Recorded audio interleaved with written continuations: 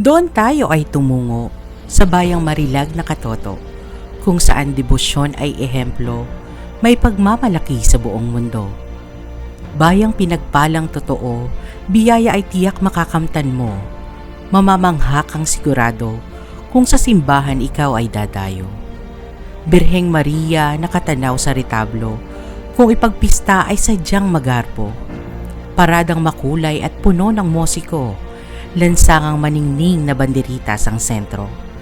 Tuge at chicharon ang pagkaing pambato, parke na tiyak ikay makapaglalaro. Mga babaeng maririlag ay nananahan dito, lalaking makikisig, pinagmamalaki nito. Sa kasaysayan ay hitik na hitik ito, mga kwentong bayan hindi magpapatalo. Tradisyon, sining at kultura ang yaman ng tao. Mga lingkod bayan, hangad ay progreso. Santa Maria ang ngalan ng bayang sinasambit ko. Bayang pasasalamat ang laman ng puso. Tunay ngang isa itong bayang babalik-balikan mo, mapabulakenyo ka man o dayo. Maligayang pagdating sa makasaysayang bayan ng Santa Maria. Ang Santa Maria ay maituturing na tahanan ng mabuting pamamahala at may masidhing pagmamahal sa bayan.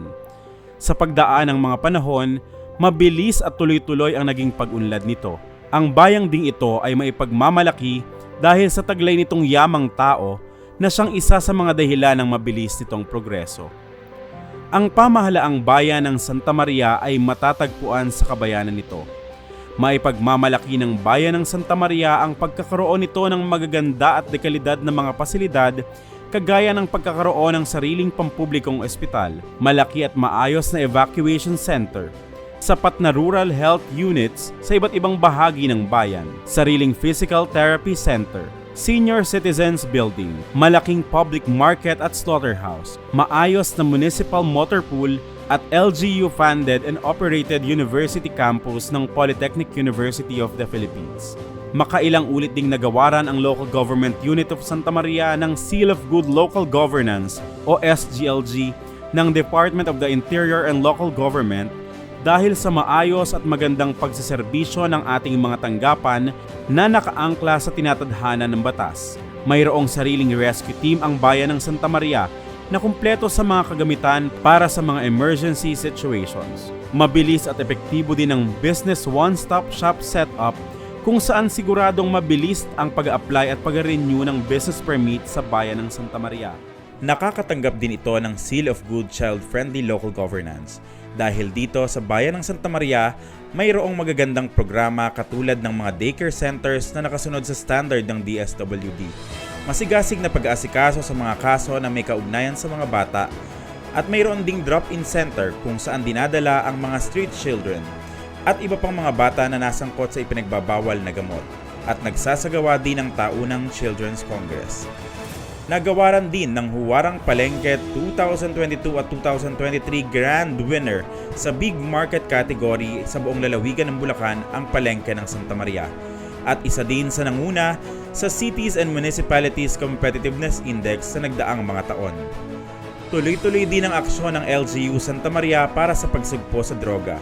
17 na ang barangay na drug-cleared at pinagsusumikapang mapadami pa.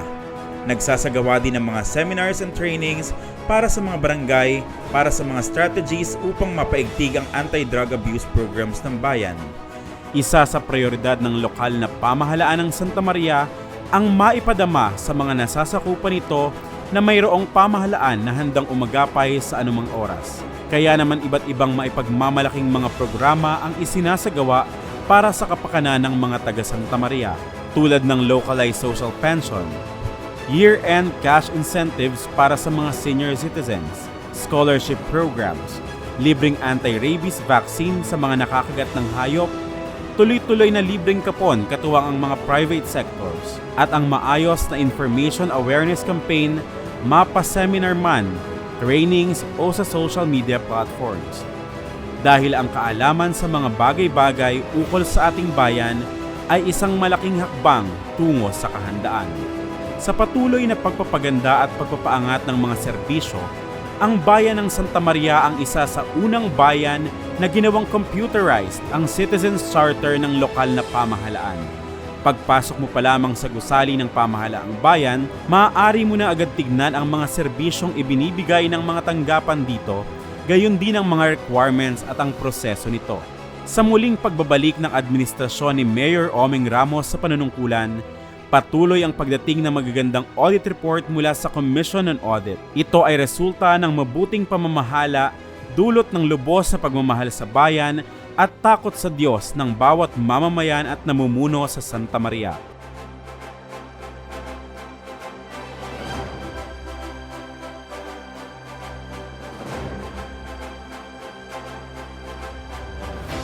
Sa patuloy na pagpapaunlad sa bayan ng Santa Maria, sinisikap ng administrasyon ni Mayor Omeng Ramos na patuloy na makagawa ng malalaking mga proyekto na magbibigay ng pag-unlad at mabubuting pagbabago sa bayan. Kaya naman, malapit nang simulan ang iba't ibang mga proyektong magbibigay ng tuloy-tuloy na kaunlaran sa bayan ng Santa Maria. Murang pabahay project sa ilalim ng Pambansang Pabahay sa Pamilyang Pilipino Housing Program o 4PH. Pagpapatayo ng bagong palengke, mga bagong tulay, at iba pang infrastructure projects. Sinisimula na din ang mahakbang na gagawin upang madala ang bayan ng Santa Maria sa pagiging syudad nito. Ito ang Santa Maria, makasaysayan, maunlad at nagkakaisang bayan. Dahil sa One Santa Maria, lahat kasama.